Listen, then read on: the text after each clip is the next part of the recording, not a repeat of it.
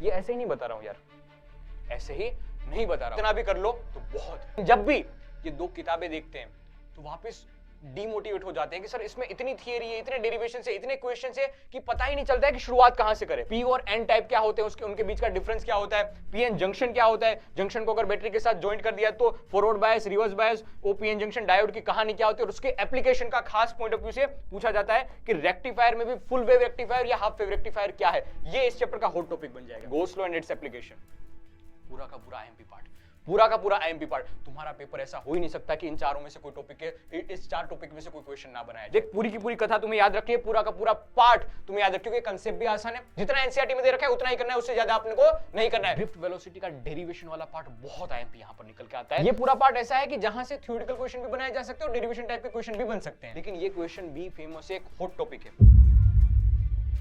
बार बार ये डेट दिखा रहा हूं क्योंकि तुम्हारे दिलो दिमाग में बात बैठ जाए कि 21 फेब को हमारा फिजिक्स का पेपर है और ज्यादा दिन नहीं बचे।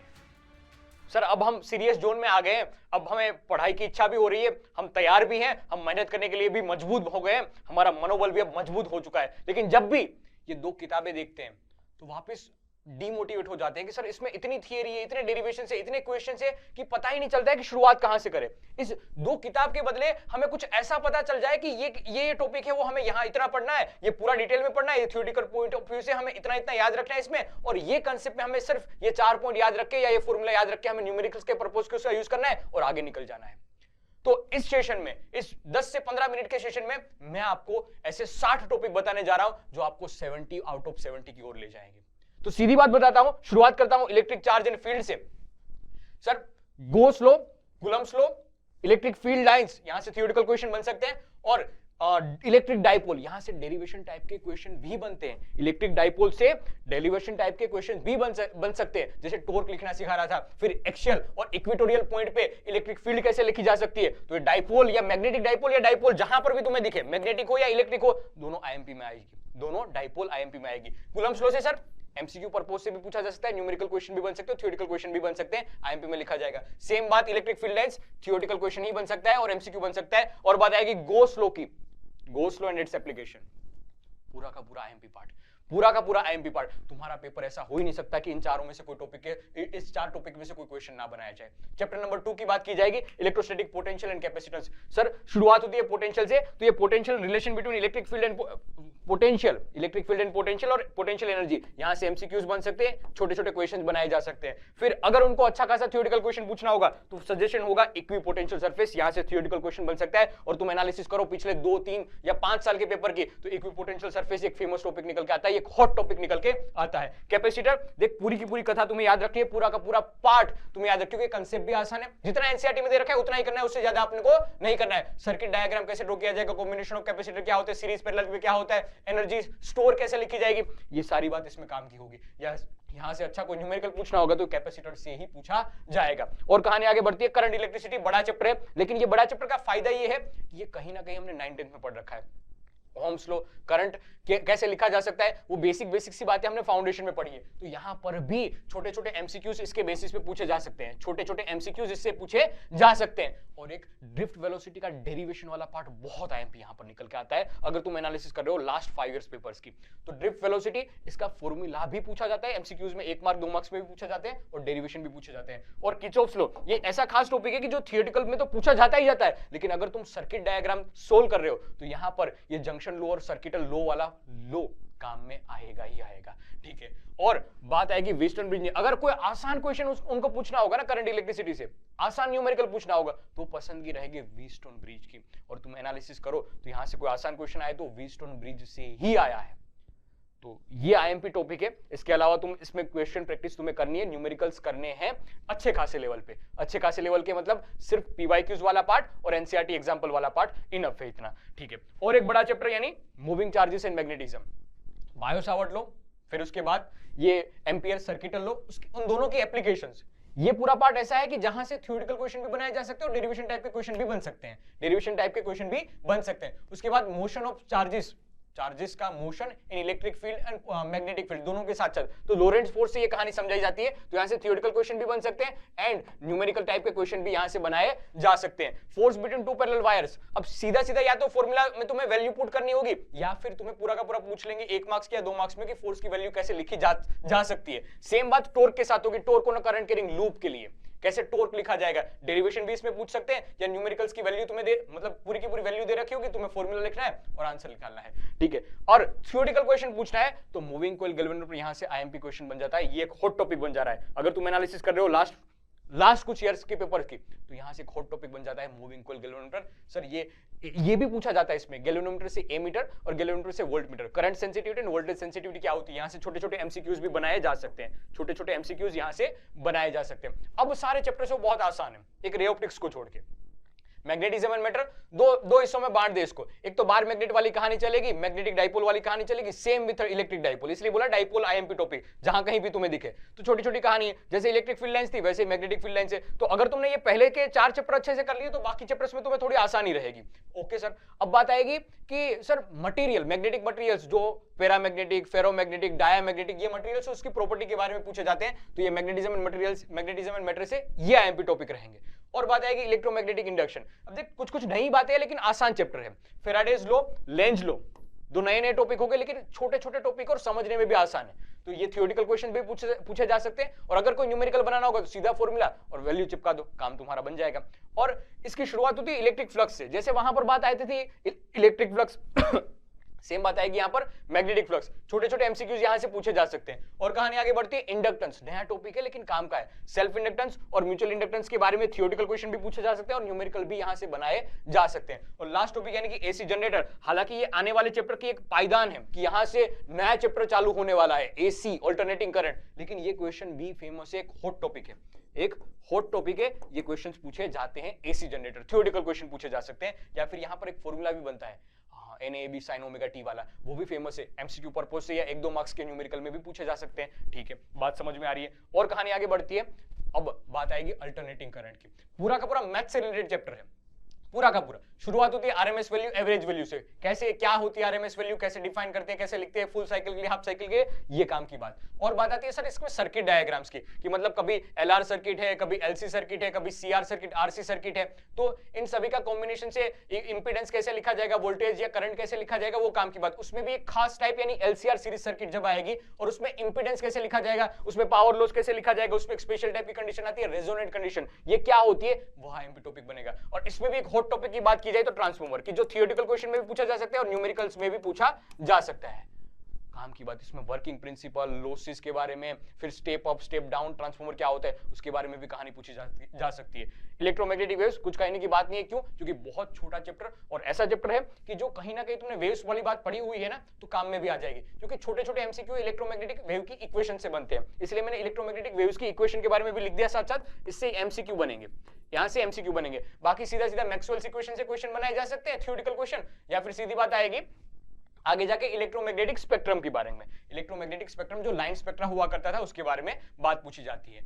और कहानी आगे बढ़ती है रे ऑप्टिक्स, ये बड़ा चैप्टर है, ये मानता हूं बड़ा चैप्टर है। इसमें रिफ्लेक्शन, रिफ्रैक्शन, फिर refraction by a spherical surface, by a lens, उसके भी बात की कहानी आई तो प्रिज्म की बात, फिर ऑप्टिकल इंस्ट्रूमेंट, उसमें भी कंपाउंड माइक्रोस्कोप और टेलीस्कोप। तो कुछ खास आईएमपी टॉपिक में पहले से लिख के लाया हूं, ये दिमाग में बात बैठा ले कि ये इस चैप्टर के लिए तो आईएमपी और ब्रह्मास्त्र के टाइप रहने वाले हैं। सर एक छोटा सा कंसेप्ट हुआ करता था स्नेल्स लॉ, 2 मार्क्स के क्वेश्चन में पूछा जा सकते हैं, या एक एमसीक्यू में पॉइंट ऑफ व्यू से भी पूछा जा सकता है। फिर जो टोटल इंटरनल रिफ्लेक्शन थी उसकी कहानी पूरी की पूरी थियोरेटिकल पॉइंट ऑफ व्यू से पूछी जा सकती है, या एप्लीकेशन भी पूछी जा सकती है। क्रिटिकल एंगल क्या होता है, वैसे छोटे छोटे क्वेश्चंस भी पूछे जा सकते हैं। फिर लेंस मेकर फॉर्मूला और reflection by a spherical surface, ये ऐसे टॉपिक है कि जो थियरी पर्पस से भी आ सकते हैं, डेरिवेशन टाइप से भी आ सकते हैं, और यहां से न्यूमेरिकल भी बनाए जा सकते हैं अच्छे खासे लेवल पे। तो ये तीनों पार्ट तीनों तरीके से पूछे जा सकते हैं, वैसे टॉपिक है तो इसको इन डेप्थ में करना चाहिए। प्रिज्म में भी कुछ सेम बात ही आएगी, इसलिए मैंने सिर्फ और सिर्फ प्रिज्म लिखा है। सर पूरा डिटेल में जितना एनसीईआरटी में दे रखा है उतना करना है इस प्रिज्म को,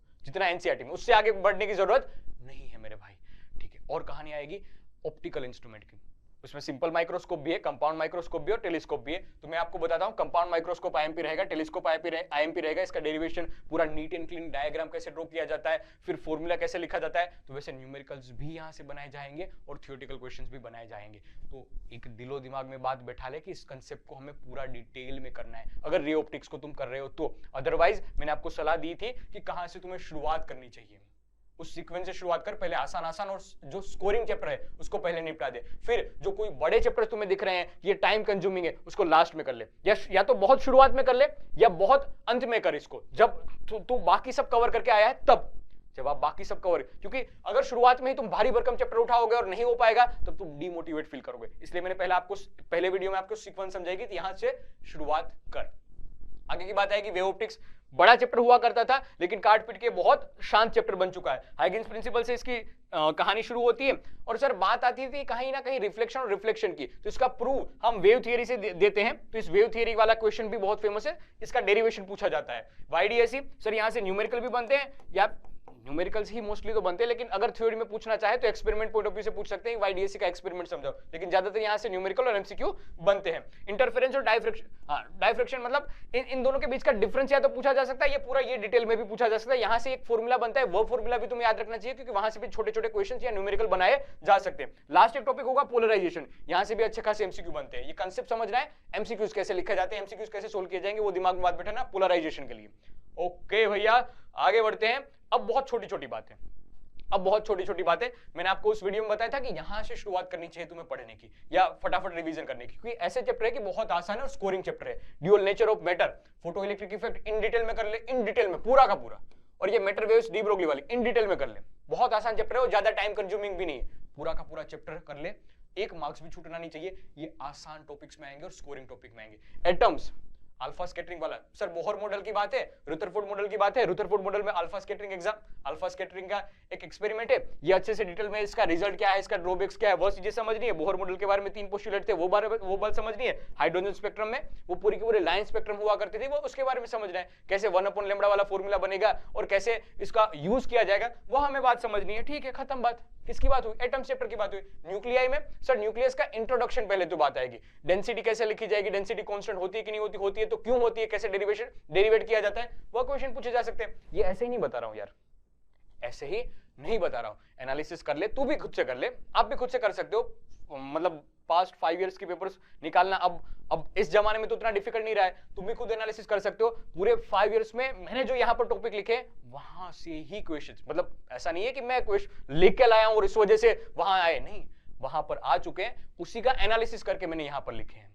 तो संभावनाएं बढ़ जाएगी कि आने वाले पेपर में भी यहीं से टॉपिक, इसी टॉपिक्स में से कुछ ना कुछ बात है, कुछ ना कुछ नहीं, बहुत सारी बातें आएगी, बहुत सारी बातें। और ये बहुत सारी मतलब ये इनफ है कि आप 70 में से 65 के अब तो जाओ। ठीक है, बढ़िया। अब बात है सेमीकंडक्टर के बारे, न्यूक्लियर के बारे में बात बताएगी सर, मास डिफेक्ट के बारे में या mass energy equivalence, E = mc², ये फॉर्मूला आइंस्टाइन वाली इक्वेशन है ना, वो कैसे लिखी जाती है, उसका यूज कैसे और कैसे इक्वेशन को समझाया जाता है, वह कहानी यहां से पूछी जा सकती है थियोरेटिकल पॉइंट ऑफ व्यू से। और कहानी आगे बढ़ती है बाइंडिंग एनर्जी और उसके ग्राफ के बारे में, स्टेबिलिटी के बारे में बताता है, बाइंडिंग एनर्जी पर न्यूक्लियर के बारे में समझाता है। ये ग्राफ भी आईएमपी रहेगा, और फिजन और फ्यूजन वाली कहानी होगी, यहां से थियोरेटिकल क्वेश्चन बनाए जा सकते हैं। थोड़ा रटने वाला टॉपिक होगा लेकिन काम का टॉपिक है, पूछे जाता है।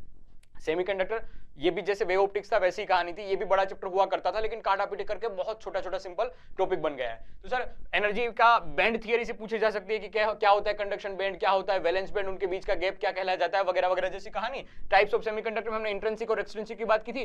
पी और एन टाइप क्या होते हैं, उनके बीच का डिफरेंस क्या होता है, पीएन जंक्शन क्या होता है, जंक्शन को अगर बैटरी के साथ ज्वाइंट कर दिया तो forward bias, reverse bias, OPN junction, diode की कहानी क्या होती है, और उसके एप्लीकेशन का खास पॉइंट ऑफ व्यू से पूछा जाता है कि रेक्टिफायर में भी फुल वेव रेक्टिफायर या हाफ वेव रेक्टिफायर क्या है। ये इस चैप्टर का हॉट टॉपिक बन जाएगा, यहां से क्वेश्चंस पूछे जाते हैं। तो ये पूरी कहानी थी, ये गिनने वाली बात नहीं है, अगर तुम गिनना चाहो तो गिन भी लेना। ये 60 अराउंड 60 के आसपास टॉपिक्स है कि जो मैंने ही आपकी किताबों में से तोड़ के बनाए हैं, उसी किताब में से उठा के मैंने 60 टॉपिक आपको समझाया कि ये इन डिटेल तुम्हें करना चाहिए। इतना भी कर लो तो बहुत है, अब तुम अगर ये दिमाग में बात बिठा रहे हो या ये संकोच तुम्हारे दिमाग में घूम रहा है कि ये सब कर लिया तो क्या इनफ है, मेरा फ्यूचर सिक्योर हो जाएगा, तो तू सोच रहे हो सही है, लेकिन मैं तुम्हारी सोच पे ये ख्याल कर रहा हूं कि अभी से क्यों ये सोच रहा है तू, अभी से इतना क्यों सोच रहा है? वो तो फ्यूचर की बात है ना, वो तो फ्यूचर की बात है ना। अभी से चिंता करके तू अपना समय उस चिंता पे क्यों वेस्ट कर रहा है? तेरे हाथ में फ्यूचर चेंज करना नहीं है। आप अपना फ्यूचर नहीं चेंज कर सकते, आप अपनी आदतें चेंज कर सकते हो, आप अपनी आदतें बदल सकते हो। तो अभी वक्त है, जितना भी दिन बचे हैं, अप्रोक्सीमेटली 20 से 25 डेज बचे हुए हैं, एक स्प्रिंट लगा ले, एक दौड़ लगा ले, जी तोड़ मेहनत कर ले, और ये आदतें हैं वो आपका फ्यूचर चेंज करेगी। तो तुम्हारे हाथ में जो है वह काम तुम करो, और बाकी ये एग्जाम्स, ये परीक्षाएं, ये समस्याएं, ये सब एक इशारा है, आपको मजबूत बनाने के लिए आती है। तो ये एग्जाम्स वगैरह सब एक इशारा है कि अभी आपको बहुत कुछ करके दिखाना है। तो अपने आप पर भरोसा रखो, स्वयं पर विश्वास रखो, क्योंकि भाग्य भी उसी का साथ देगा जो इस कठिन समस्याओं में, इस कठिन मुश्किल में अपने लक्ष्य के प्रति दृढ़ होगा। बाकी आप बताओ कि आप क्या चाहते हो, व्हाट डू यू वांट। हर संभव प्रयास किया जाएगा, इतिहास दोहराया जाएगा, और जब जब जरूरत लगेगी नेक्स्ट टॉपर आपका बड़ा भाई बनकर साथ निभाएगा। अस्तु, जय हिंद।